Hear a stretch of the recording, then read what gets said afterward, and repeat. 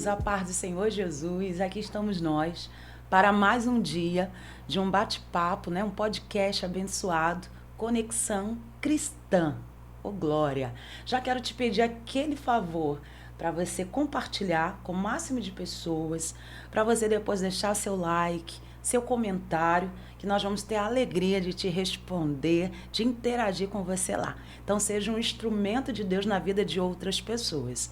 Hoje, o nosso bate-papo é com o nosso amigo, pastor Marcelo Cairo. Amém. Glória a Deus, pastor. Obrigado por aceitar o convite, né? Amém. Deus abençoe.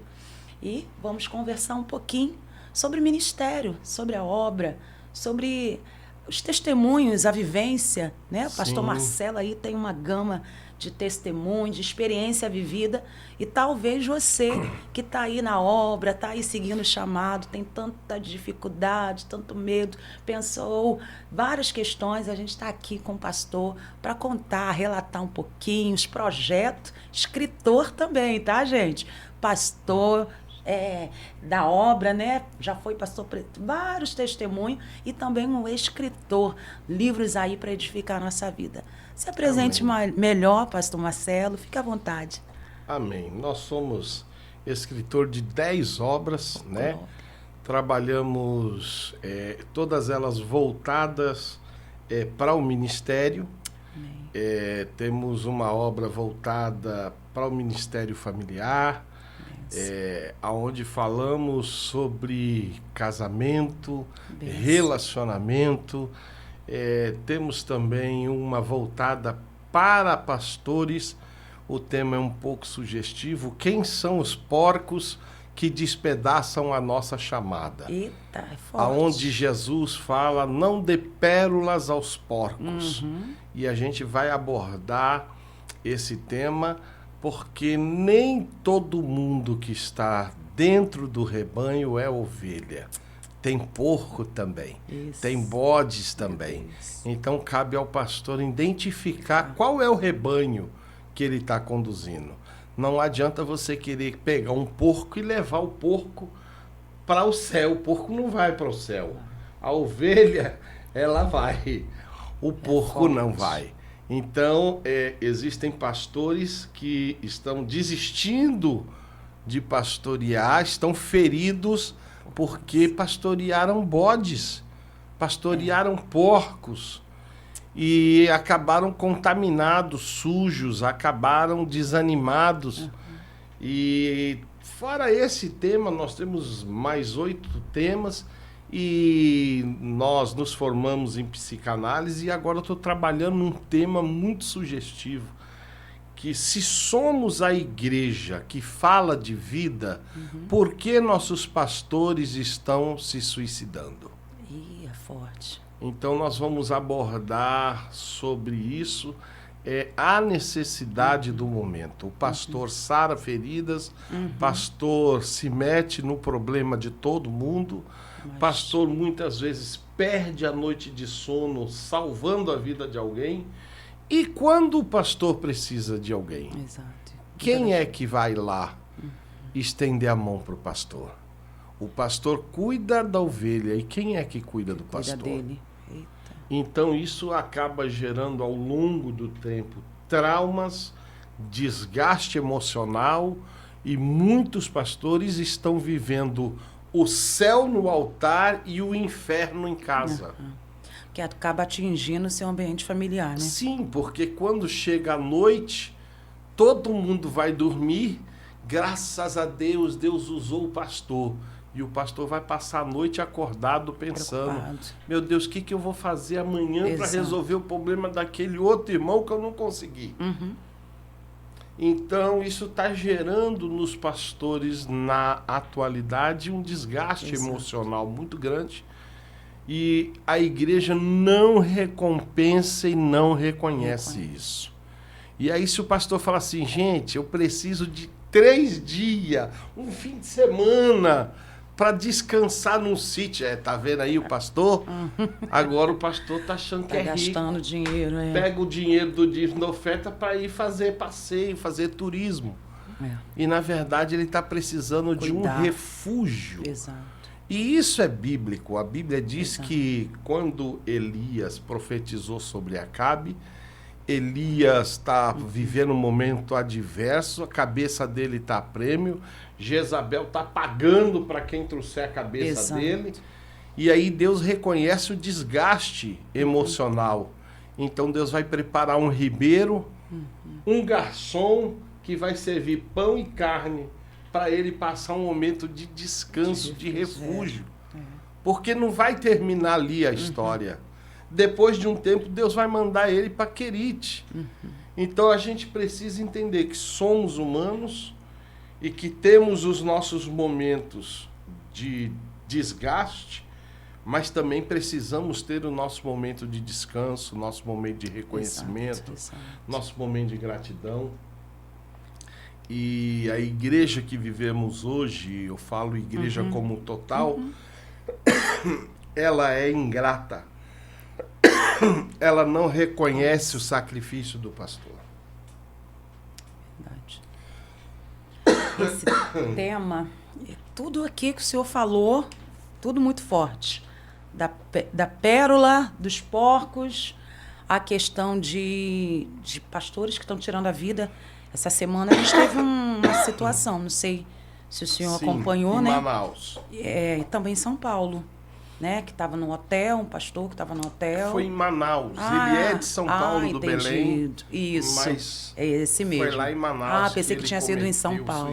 Isso aí. Foi em Manaus. E aí eu trouxe até isso para a igreja, não trazendo só para nós pastores, claro, mas para toda a igreja, porque há um certo bloqueio, né, de grande parte, principalmente o cristão, né, se tratando de cristão, de cuidar de uma terapia, de um psicanalista, né? Eu até relatei com os irmãos que a gente já temos contato com alguns evangélicos, psicanalistas, mulheres e homens, e já trouxemos para a igreja, para um atendimento específico, né, tentando abraçar aqueles que necessitam dentro da visão de igreja. Então, alertando isso, que assim como o corpo adoece, o coração adoece, né, exames que a gente precisa fazer, nosso cérebro também adoece e a gente precisa cuidar. E às vezes há um certo bloqueio, uma certa, né, dificuldade de se render, de pedir ajuda. E dentro dessa colocação, né, que o senhor trouxe aí para nós, pastores, é exatamente isso. Né? A gente cuida de vidas, trata de vidas, entra em contato com vidas, e muitas das vezes a gente não tem um abraço, né, a receber. Pastor, eu não sei se a senhora já reparou. Sim. Mas a maioria dos pastores da nossa geração não chega aos 60 anos. Não reparei ainda, não me atentei. As gerações anteriores, os pastores chegavam a 70, 80. A nossa geração está morrendo antes dos 60. Deus. Isso é um sinal de alerta. Os nossos pastores, em quase que sua totalidade, são obesos, mórbidos. Não é porque são glutões e comem demais, como muita gente acha, o pastor vive na churrascaria. Não. É porque o pastor não tem tempo de comer, não tem uma vida regrada, não tem hora de dormir, não tem hora de acordar. E muitas das vezes o pastor está tratando o problema da sua família quando a dele está vivendo o mesmo trauma e ele não consegue tratar. E uma ansiedade, tudo acaba mexendo. Então, é muito difícil. Por que tudo isso? Nós, através de estudos, temos entendido que é um pouco pesado que eu vou dizer, mas somos a pior igreja de todas as gerações. Somos a igreja que prega o amor, mas não ama. Pregamos o perdão, mas não perdoamos. Pregamos a misericórdia, mas não temos misericórdia. Pregamos o amor ao próximo, mas desde que esse próximo esteja bem longe de nós. Somos a igreja que diz que os pastores são tudo para eles, mas no menor deslize eles apedrejam o pastor, rifam o pastor, o celular depois das 10 da noite toca. Olha, você viu o que o pastor falou? miserável. Então, tudo isso vai gerar um desgaste muito grande, porque as gerações anteriores, elas não tinham esse conflito. Eu sou do tempo que pastor era a última palavra na terra. Um delegado não valia tanto quanto um pastor. O pastor falava do púlpito assim: quarta-feira eu estou na tua casa, irmão. Meu Deus. A gente chegava a tremer. Falava: o pastor vem aqui. É o medo. Mamãe dizia: se vocês chegar na mesa, na hora que o pastor estiver aqui, nós éramos 4 filhos, vocês vão apanhar. Então a gente ficava no quarto, olhando o pastor comer, e esperando ele ir embora para nós lanchar. Porque nós não tinha direito de estar na mesa, porque o pastor era uma autoridade visitando a nossa casa. Hoje o pastor não tem esta autoridade. Se você for financiar um carro e lá na ficha do financiamento você escrever assim: sua profissão, pastor evangélico, perdeu o financiamento ali. Você pode ter o score que for, o banco não vai te financiar, porque infelizmente nós somos a geração mais pecaminosa de todas. Nós somos a igreja do arrebatamento. Eu não tenho dúvidas disso. Nós somos a igreja que contempla a destruição e permanece inerte, sem coragem para fazer nada. Nós não temos coragem sequer de pegar os mendigos da cidade aonde estamos e tratar deles. Eu não sei a igreja da senhora, mas a nossa, e eu posso falar com propriedade, que convivo nela desde que nasci, estou com 53 anos de idade. Como disse para a senhora, eu cheguei a ser vice-presidente da Convenção do Estado do Rio de Janeiro, da nossa Comaerge. Pastor Luiz de França foi o nosso presidente, e a nossa igreja ela é centenária. E eu gostaria, se alguém que está assistindo esse podcast puder colocar aí no comentário aonde está a casa de recuperação que a Assembleia de Deus do Brasil banca, que eu queria visitar. Eu não conheço. E vou dizer para a senhora, eu conheço todos os estados do Brasil, que Deus já me levou por misericórdia, para pregar a palavra, e nunca conheci uma casa de libertação que a Igreja Assembleia de Deus, através da convenção, seja ela Madureira, seja ela Missão, banca para tirar o drogado da rua, o mendigo, a prostituta e recuperá-los. Pregamos algo que não fazemos. Exato. E isso gera desgaste demais, porque a cobrança não nos deixa dormir em paz. Esse é o maior problema. A Bíblia diz que a fé sem obras É morta. é morta. Que evangelho é esse que nós pregamos que não traz transformação? Concordo com o senhor, pastor Marcelo Cairo. Porém, para minha fé não ser abalada, para o chamado que Deus tem na minha vida, eu, procuro, porque acaba mexendo com a gente, acaba trazendo uma certa, decepção. E isso, às vezes, vegeta. Eu falo isso muito na igreja. Se alguém for ingrato com você, desfoca e continua fazendo a obra. Porque, às vezes, você é generoso, você gosta de... Porque o evangelho é servir. É servir. Eu preciso servir. E, às vezes, eu trouxe essa semana lá na igreja, no estudo de terça-feira. E, às vezes, o próprio adversário vai colocar situações de pessoas ingratas para tentar ferir você e tentar te impedir de cumprir o ID, o evangelho, que é servir. Que aí já era uma dor, aí já era uma decepção, e muitas das vezes a gente fala: não faço mais nada para ninguém. E é isso que Satanás quer. E o evangelho é servir. Então a gente tem que estar muito atento. Às vezes o tempo daquele acabou, mas eu vou abençoar aquele. Eu vou abençoar aquele. E eu vou continuar exalando o brilho, que é o servir. Então, Então, às vezes, é melhor a gente fechar os olhos, né? A prestação de conta é eles com Deus e a gente foca no evangelho, porque é um assunto que rende. E é um assunto... Eu penso, assim, como escritor, a gente tem que pesquisar, não é só sair escrevendo. Tem que ter... E assim, me surgiu uma questão esses dias muito interessante, dado ao quadro político que estamos vivendo no Brasil. E alguém disse assim para mim, um amigo, nós temos alguns grupos de pastores, certo, amigos, e um amigo disse, o Brasil não vai viver nada disso. O Senhor Jesus ama esta nação e o Brasil continuará sendo uma bênção. Aí eu fiz uma pergunta, eu disse, então Deus odiava os pastores cubanos? Deus não amou os pastores venezuelanos? Deus tinha raiva dos pastores sul-coreanos? Será que era só os brasileiros que Deus amou?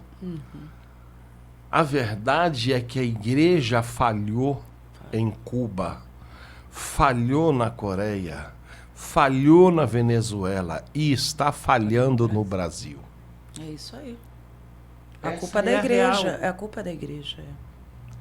Não estou falando, ai pastor, vai entrar negócio de Bolsonaro. Ai Jesus. Não. Eu estou falando que a igreja falhou Posicionamento. quando a igreja não ensinou a geração passada o que Jesus deixou como meta. Amai o teu próximo como a ti mesmo. A gente amou a gente mesmo É verdade. e não o nosso próximo. Egocentrismo, né? Eu amo a igreja que eu sou pastor. Então vou revestir ela de mármore Carrara. Vou construir aqui um espaço gospel. Vou fazer o melhor nesta cidade. Vai ter espaço kids, o dia do reverendo. A igreja está brunida de riquezas. Aqui na nossa cidade, eu posso dizer nossa, porque fui morador de Itaboraí, nós temos exemplos. São igrejas muito bonitas, lotada de pessoas vazias. A igreja nunca foi tão superficial quanto é agora. Cachaço, né? A igreja nunca foi tão vazia de Deus quanto ela é hoje. Vou dar um exemplo para a senhora. Eu sei que a senhora é pastora, mas vamos pegar uma outra igreja para não te deixar numa situação complicada. Por favor, pastor Marcelo. Mas vamos pegar um exemplo aqui. A senhora também trabalhou na itinerância um tempo. Isso. Faz quanto tempo que a senhora parou com a itinerância? Mais ou menos 7 anos. 7 Isso. anos. Então vamos pegar os últimos cultos dos 7 anos que a senhora foi. Quantos cegos viram? Quantos surdos ouviram?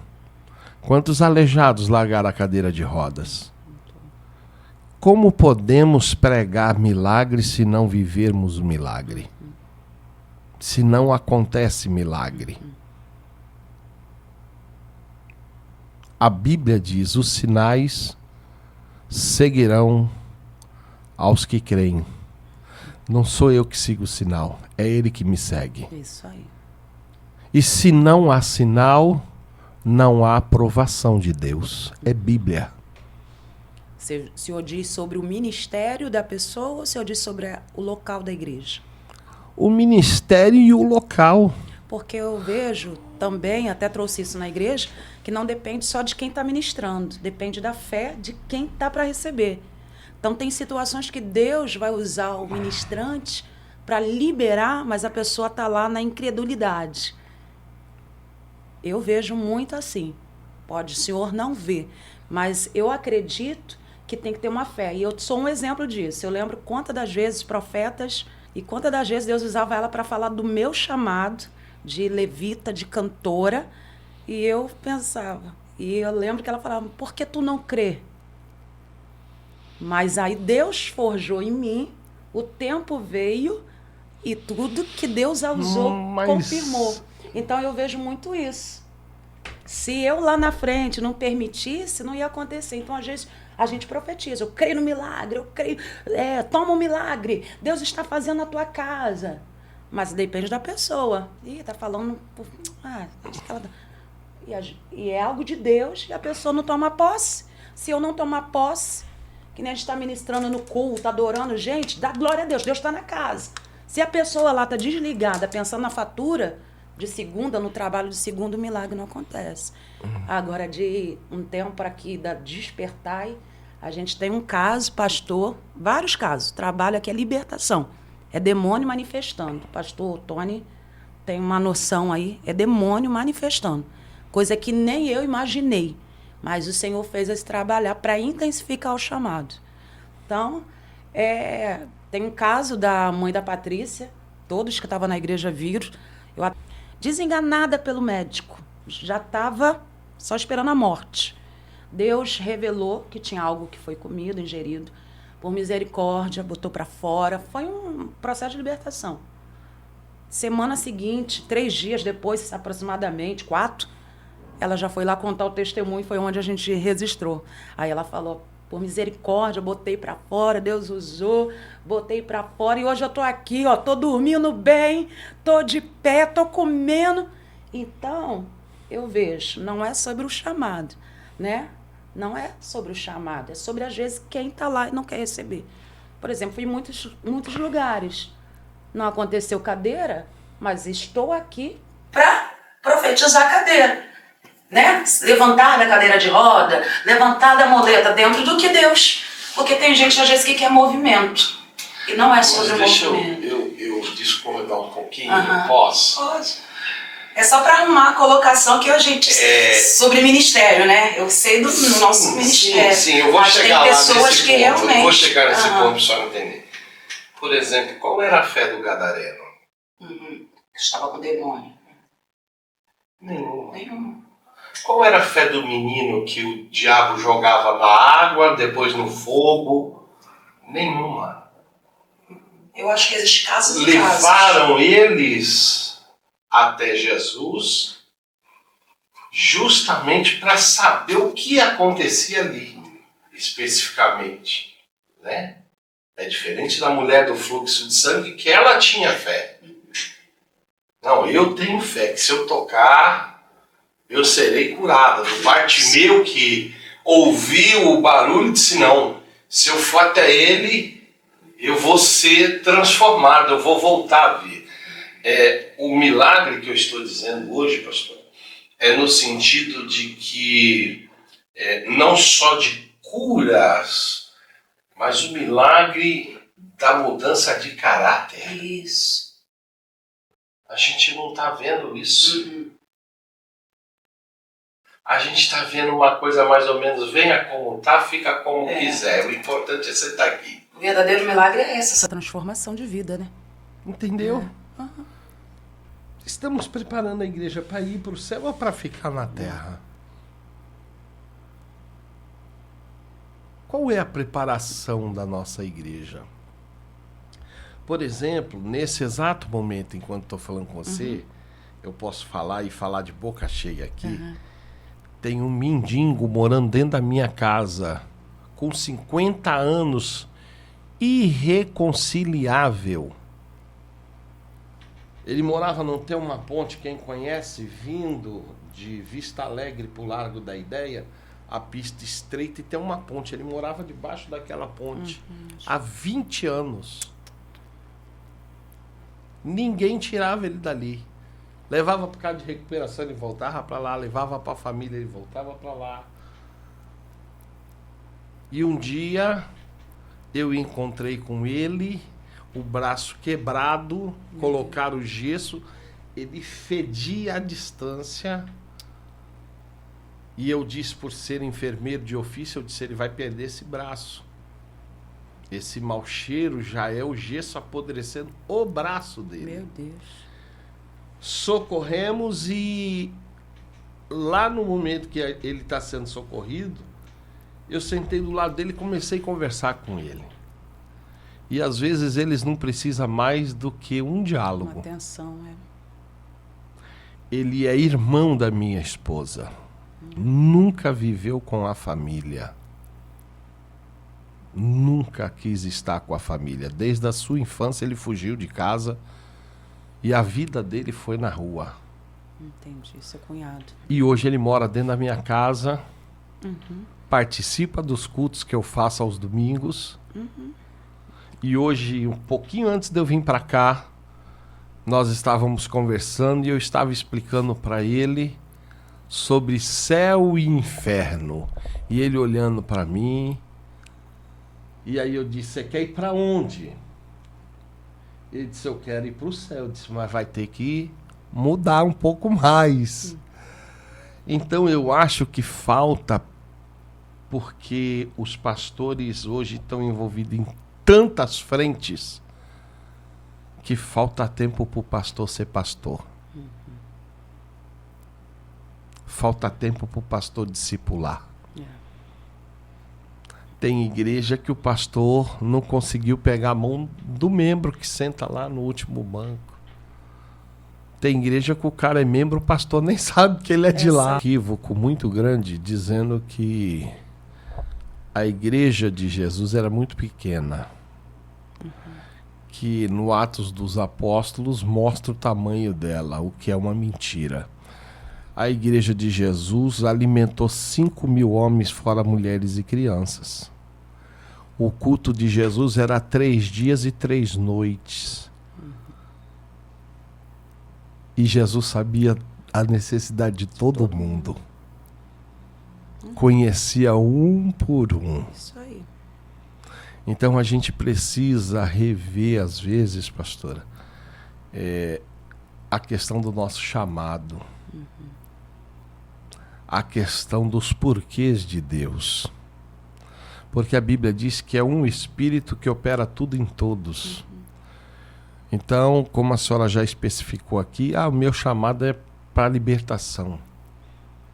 Se não tivesse quem trabalhasse com libertação, como é que seria? O outro tem chamado para o ensino. O outro tem um chamado para discipulado. Isso aí. O outro tem o chamado para buscar, como no dia que Jesus falou, precisa dar comida para o povo. Isso aí. Os discípulos, nós não tem nada. Jesus olhou e disse, mas não é lícito ele sair sem comer. Mas tinha um crente chamado André, que é irmão de Simão, que tem um chamado. Encontrar o que não existe. Ele vai andar no meio da multidão e vai encontrar o que não tem. E vai trazer para Jesus. Tem um amigo meu aqui, tem uns pãozinhos, umas piabinhas, e é o que tem aqui. E Jesus vai trabalhar com o que ele trouxe.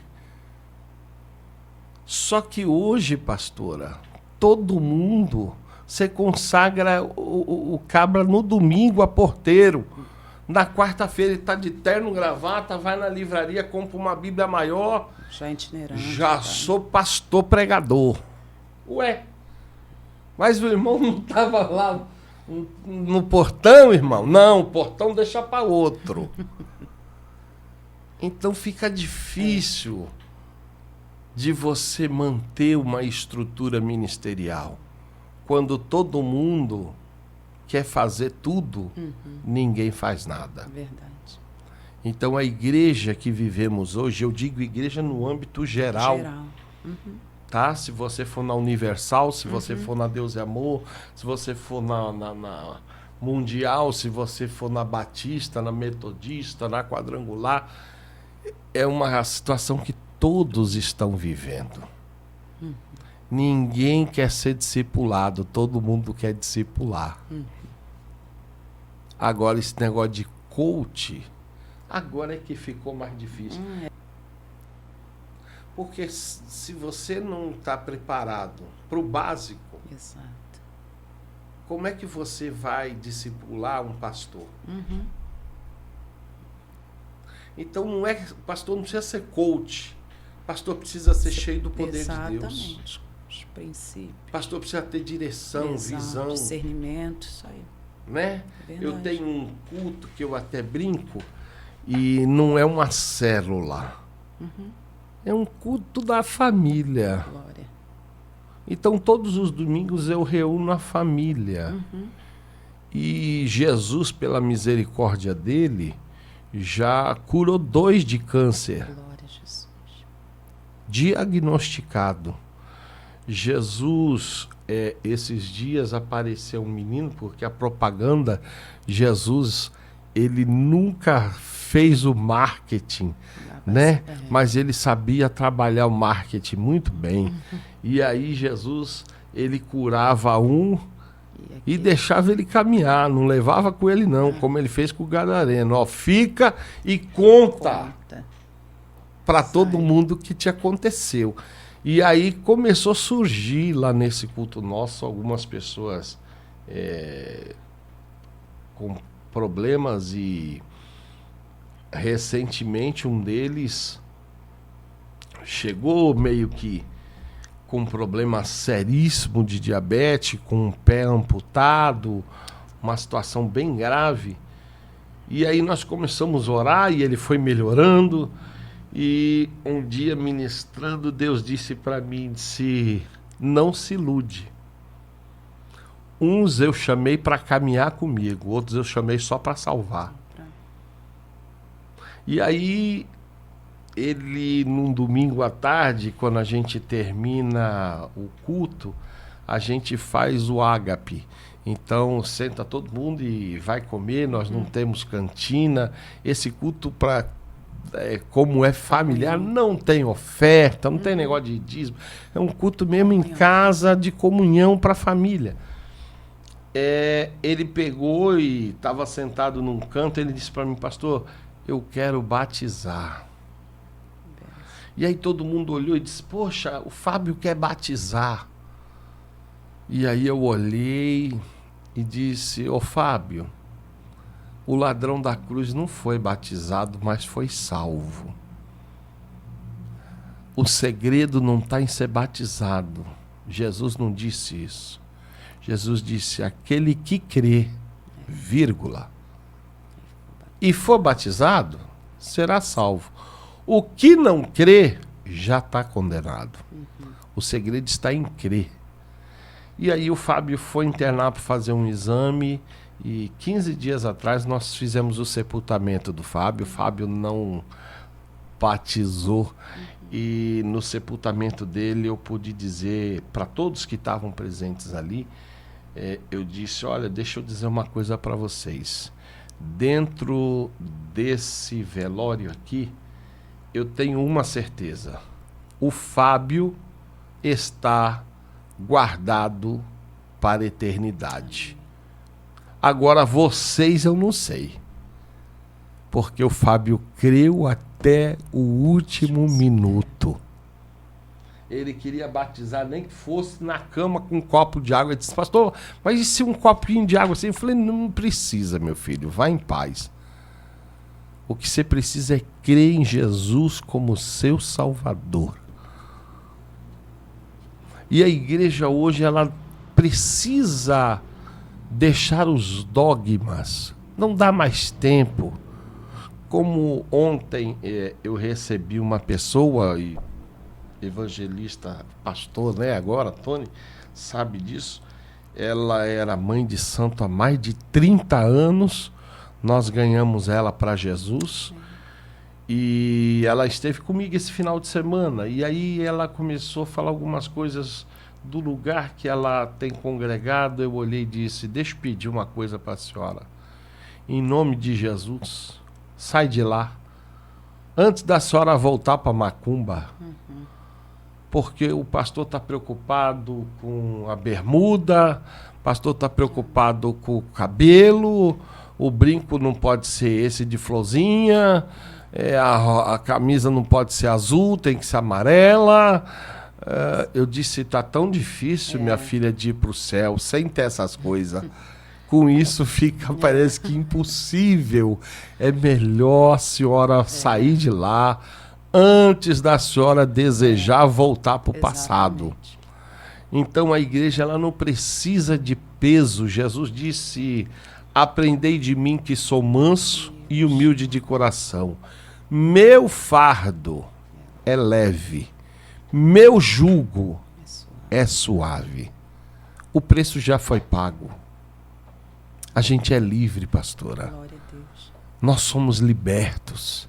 O sangue de Jesus nos purificou de todos os nossos pecados. Davi está pedindo perdão para o Senhor dos pecados ocultos. Mas Davi não tinha o sangue. Davi está na lei, nós estamos na graça. Ah, então eu posso pecar à vontade? Não. Mas se pecardes, João disse, vós tendes agora um advogado junto ao Pai no céu. Você é livre. Então a igreja precisa pregar esta liberdade, viver esta liberdade, porque enquanto nós não pregamos a liberdade, os jovens estão conhecendo as prisões, estão conhecendo as drogas, a prostituição, que nada mais são do que masmorras que prendem a alma para o fogo eterno.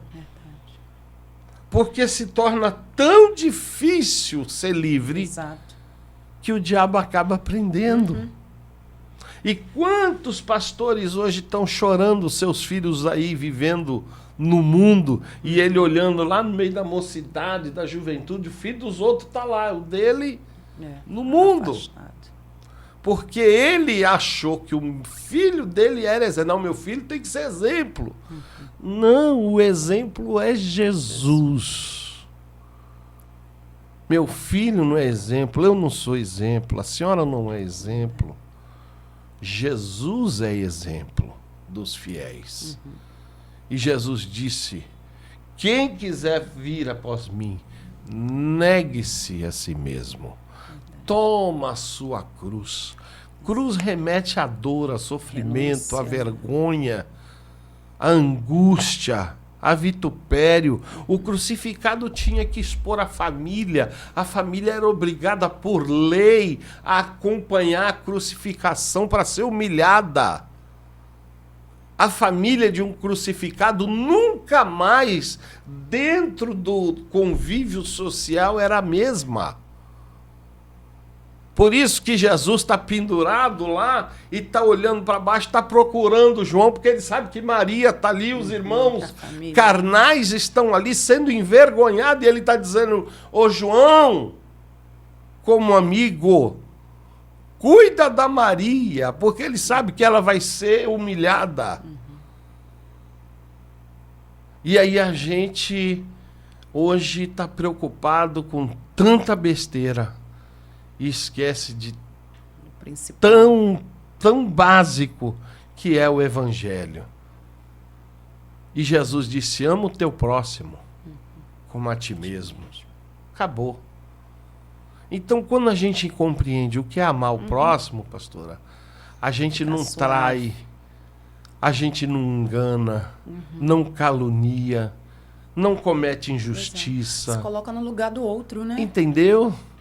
Então eu acho que a igreja se fragilizou justamente por causa do egocentrismo de cada um. Aqui quem manda sou eu. O coronelismo e o evangelho, ele não é plural, pastora, ele é singular. Por isso que Jesus chamou a cada um pelo seu nome. Jesus não chamou de bando. Jesus não tem um gado, um bando de... Não. Jesus chamou a cada um. E a Bíblia diz que quem ele chamou, ele nomeou. E se ele nomeou, ele capacitou para que vá e dê fruto e que o fruto permaneça, a fim de que o Pai seja glorificado no Filho. Isso é evangelho. O resto é conversa fiada. Sal da terra e luz do mundo. Pronto. Fazer a diferença. Então não é parede que salva a vida de ninguém. Não é o templo mais bonito da cidade. Não é o ar-condicionado. O ar-condicionado aqui é bom, né? Mas não é o ar-condicionado. Não é o pastor bonitão. Não. O que vai trazer salvação é o amor. Isso aí. Amar o teu próximo como a ti mesmo. E quando a igreja compreender esse chamado, a gente não vai ter mais mendigos na rua. Verdade. A gente não vai ter mais boca de droga. Não vai ter mais ladrão. Porque o ladrão vai ser envergonhado. Não é pela polícia, não. É por ele mesmo dizer, como é que eu vou roubar? Esse povo é tão bom. Entende, pastora? Então, enquanto a igreja falhar, ela não vai alcançar o objetivo dela. O senhor falou de ladrão. Deixa eu contar uma experiência para o senhor. Dele ser constrangido, tipo, eu não posso fazer isso. Há mais ou menos 4 anos atrás, eu e minha sogra estávamos indo para um velório da cunhada do pastor Paulo Netes. E no sábado a gente tinha feito um evangelismo dentro da Boca de Fumo, aqui no Sem Terra, com alguns pastores, pastor Gelson. Eu tinha entregado alguns CDs para eles. Alguns tiraram o boné, pediram para a equipe orar, a gente orou. E ali a obra foi feita, no sábado. Na segunda, eu indo com a minha sogra, na altura da capela, que é a entrada da Tuxo ali, quebra-mola, que não sei se ainda tem, que agora asfaltaram. Tinha um quebra-mola ali, ou tem ainda. Quando eu olho o retrovisor, eu vejo uma moto com 2 rapazes. Meu coração fez assim. Normal, mas o meu coração fez assim. Quando apertou, ele já veio na frente e me fechou, e já com a arma apontada na minha cabeça, sai agora, sai agora. Só que Deus fez um mistério de eu deixar no câmbio um CD que foi daqueles que eu entreguei. Estava no câmbio em pé. Acho que eu entreguei, sobrou um, deixei ali. E nisso, sai agora. Minha sogra sentou assim, passando mal já. Eu saí, tá, deixa eu só pegar minha bolsa. Consegui pegar a bolsa e eles foram. Na altura do predinho, que já tinha o predinho. Na altura do predinho, aproximadamente, aí eu tô ligando pro meu esposo. As pessoas, você dá materiais, né? Eu vou te ajudar, o que você quer? Eu falei, não, tá tranquilo, meu esposo tá chegando. E aí eles foram mais ou menos na altura dos prédios. Quando eu olho no sentido Venda das Pedras, vindo para Areal, meu carro voltando. Eles param no meio e falam, desculpa, tia. Foi a senhora ontem, na oração, desculpa, tia. Aí montaram na moto e foram embora. E aí a gente começou, glória a Deus, não pelos bem, mas por esse milagre. Eu nunca vivenciei coisa igual. E aí minha sogra glorificando as pessoas que pararam, meu Deus, todo mundo sem entender. E a gente, Deus faz isso. E aí nem fui pro velório, não tinha condição, estava em choque. Aí voltei para casa e entrei em contato com a família depois, explicando melhor. Então, é o poder do evangelismo, é o poder da igreja, é o poder do ID. É o que o pastor colocou quando o senhor falou. Deus me trouxe esse testemunho que eu mantenho vivo na questão de continuar evangelizando, continuar falando, continuar pregando, para não deixar o amor isso se esfriar. Eu sou do tempo, não sei quanto tempo a gente ainda tem, eu só estou falando Vamos muito. Já caminhar para o final, pode ir. Eu sou do tempo que a igreja orava pelos enfermos no meio do culto. Vamos orar pelo irmão fulano, ciclano. E eu estou vivendo o tempo que o doente procura o pastor. Pastor, estou com dor de cabeça. Espera um pouquinho que eu vou pegar aqui uma aspirina. Jesus. E você vai tomar ela. Pega uma água lá, obreiro. Isso aqui é bom, rapaz, que eu tomei. Você vai ficar bom. Gente, tá doido. Eu vi políticos evangélicos que oravam e que eu posso dizer que foram fontes inspiradoras da minha chamada. E eles oravam quando faziam cruzadas e o aleijado largava a cadeira de roda e andava. Anos depois, eu fui ser assessor parlamentar e fui trabalhar em Brasília um período. E eu vi esse mesmo político agora lutando para dar cadeira de roda pro aleijado. Porque agora acabou o levanta e anda. Meu Deus. Então a igreja precisa voltar a ser igreja. Isso. A igreja precisa voltar a amar o próximo. A igreja precisa voltar a ser a noiva do Cordeiro. O que me chama a atenção, pastora, em tudo que eu já preguei na Bíblia, em tudo que eu já vivi no Evangelho, é uma passagem tão simples que fala sobre 10 moças. As 10 moças se preparam para ir a um casamento. Culturalmente falando, a Bíblia, ela é um livro que conta a história do judeu. Então ela fala sobre leis, cultura e costumes. Nós temos um livro falando sobre isso também. E fazia parte da cultura quando um moço ia esposar-se com alguém, não tendo uma candidata, não tendo na família uma moça, então se reunia as moças virgens e ele ia para uma festa escolher a sua noiva. Então elas estão no mesmo ambiente, aguardando a chegada do noivo. Porém, próximo à meia-noite, que a meia-noite fala da virada do tempo, virada de chave, virada de época. 5 delas vão perceber que a unção que elas carregam não é suficiente para manter a luz acesa. E a Bíblia diz que a luz que há em ti não seja treva. A Bíblia não diz que você é treva. A Bíblia diz que você é luz, mas que está apagando. Meu Deus. A unção está acabando. Então elas vão olhar para aquelas que têm a lamparina incandescente e vai dizer: me vende um pouco desse azeite aí. Me parece a mesma proposta que o rico fez para Jesus. Jovem rico, né? Ele disse: quanto custa a salvação? Eu compro. Eu tenho dinheiro. É uma Lamborghini, é uma casa na praia, é um jato. Eu joguei no Tigrinho ontem, ganhei um dinheiro. Eu fiz uma rifa e ganhei bastante dinheiro. Só falar quanto custa a salvação. E Jesus olhou para ele e disse: ô louco, se esta noite eu te pedir a tua alma, o que tu tem preparado? Para onde é que tu vai? Aquelas moças que estão naquele ambiente não tinham preparado nada.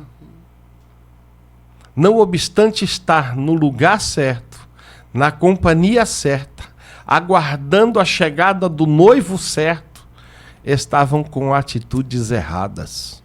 Meu Deus. Então as prudentes olham e dizem: vai comprar. Só que perto da meia-noite não tem quem vende azeite. Quem tem, tem. Quem não tem, não terá mais. A igreja de hoje, ela está vivendo da glória do passado. A lamparina está apagando. E alguém está dizendo assim, ó: me vende um pouco aí da unção. Pastora, vem fazer uma campanha aqui uns dias, para ver se dá um levante aqui. Traz aquele cantor famoso que o povo gosta de ouvir. Ah, lembrei aquele pregador que a multidão gosta. Traz a Camila Barros. Só que o noivo chegou e elas não estavam no ambiente que deveriam estar. E quando batem na porta, elas não podem mais entrar porque a porta fechou. Tarde. A igreja de hoje está pregando um evangelho sem luz, sem brilho.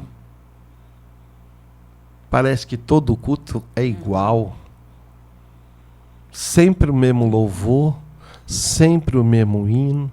E fica um copiando, tá parecendo um chacrinha que dizia nada se cria, tudo se copia. Ah, a pastora fez lá um manto lá, deu certo, vou fazer aqui também. A gente não quer buscar mais, não quer pagar preço. Secreto, A gente não quer mais se reservar para ouvir a voz de Deus. A gente não tem preocupação com o encontro com o noivo. Do jeito que tá, vai. Não vai não, irmão. Não vai não. Sem brilho, ninguém vai ver o noivo. Eu tenho até um amigo lá da Paraíba que brinca comigo dizendo: varão, não se engana. Jesus já voltou, uma perua Kombi, pegou 10 cabeças, botou dentro e foi embora, varão. Nós já ficamos pro apocalipse. As treta. O tempo tá difícil, né? A verdade, pastora Jaqueline, a verdade é que a igreja precisa acordar. A igreja precisa se despertar. Lá em Apocalipse a Bíblia está dizendo: desperta tu que dormes, e Deus te esclarecerá. Então a igreja, ela se acostumou a viver do pavio que fumega. Ora acende, ora apaga. Ora acende, ora apaga. E o povo se acostumou a ser de circo. Já viu circo? Uma hora está aqui, outra hora está ali, outra hora está lá, outra hora volta para cá. Eles não têm um destino certo. Ah, tá dando certo lá na pastora Jaqueline, vou para lá. Ah, mas lá no pastor Tony, meu Deus. Aí daqui a pouco o tempo acabou. Eu vou para lá. E Jesus disse assim: quando vós ouvides que eu estou ali, que eu estou lá, não vai. Paulo escreveu e disse: cada um permaneça na vocação em que foi chamado. Tá difícil o momento? Tá. Permanece nele. Deus me deu uma palavra e nos últimos 15 dias isso está mexendo com a minha cabeça, porque quando desce do céu, desce com força e você não consegue pensar em outra coisa.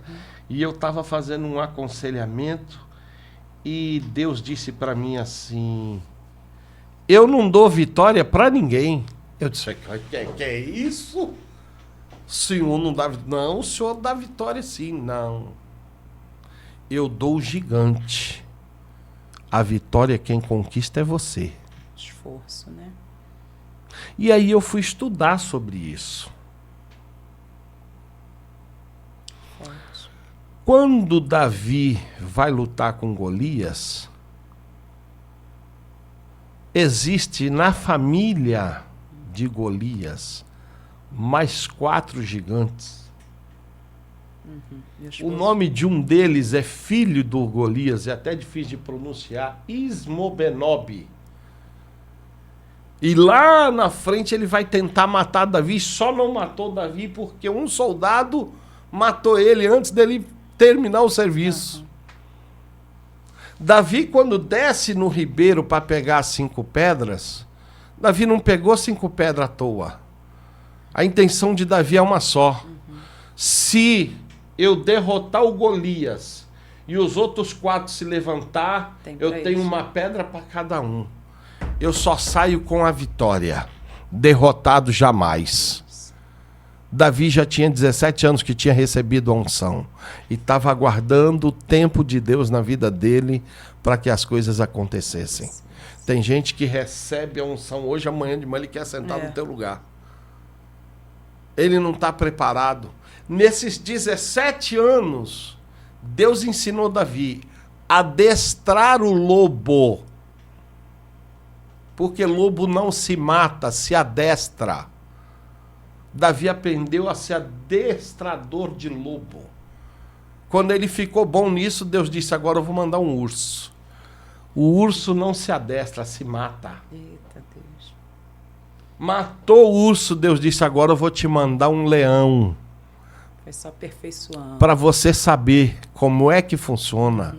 Ele mata o leão. Quando ele vai falar com Saul, Saul olha para ele e diz, como é que você sabe que você vai vencer?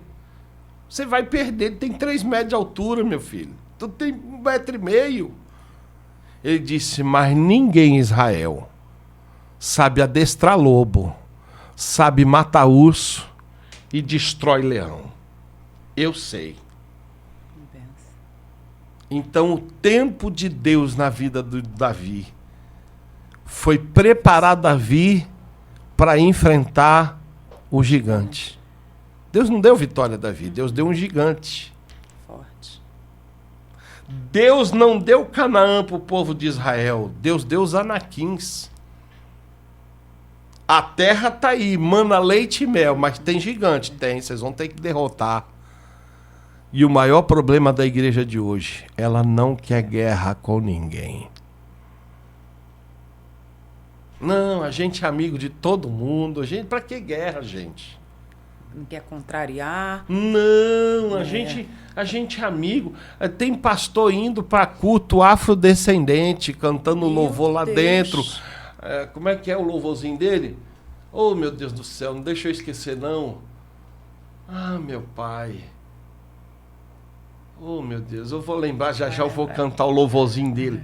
E ele lá dentro do centro de macumba cantando. Misericórdia. E eu fiquei olhando, eu disse, Senhor, o senhor não está nisso, não. O negócio está sério.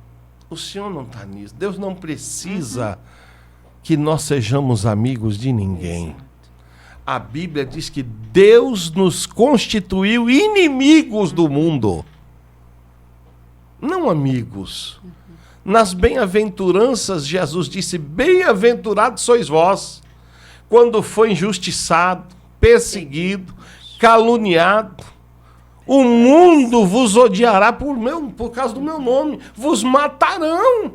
Vocês vão morrer. Exato.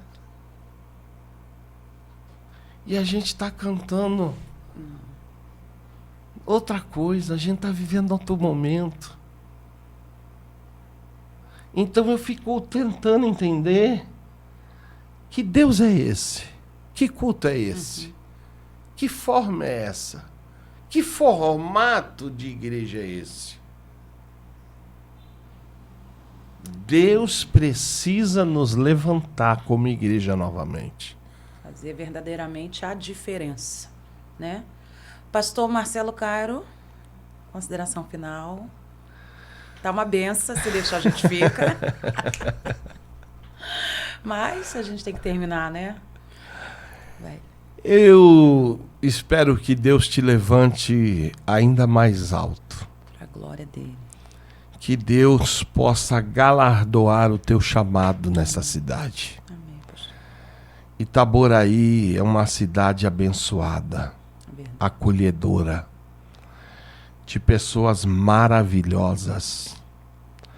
Eu vivi 5 anos em Itaboraí, o que eu não viveria em 50 em outro lugar. Mas é como eu disse, infelizmente, hoje eu não tenho o vigor de outrora.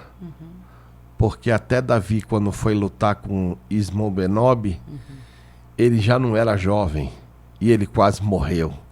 A gente tem que entender que é um tempo determinado para todo propósito.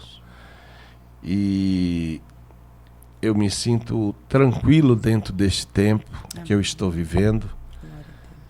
Não estou dizendo que eu estou desistindo de guerrear, porque pastor vai guerrear até na hora da morte. Exatamente. Não existe aposentadoria para pastor. Até no leito da morte a gente continua falando que Jesus é bom, né? Verdade. Então a gente sabe que o tempo passa e Deus levanta outros também. Exato. E que Deus possa exaltar o nome dele através da tua vida. Amém, pastor Marcelo. E que cada cidadão dessa cidade ao olhar para você, possa se enxergar. Amém. Isso é tão sério que eu vou te dizer, e eu encerro aqui falando isso. Saulo se converteu. E um dia Saulo foi se banhar no rio, porque não tinha ducha Corona, não. Não tinha Lorenzetti, não. Que quando Paulo vai olhar na água, ele se enxerga, não tinha espelho. E ele se vê transformado. E ele diz: não sou mais eu que vivo. Agora, Cristo é que vive em mim.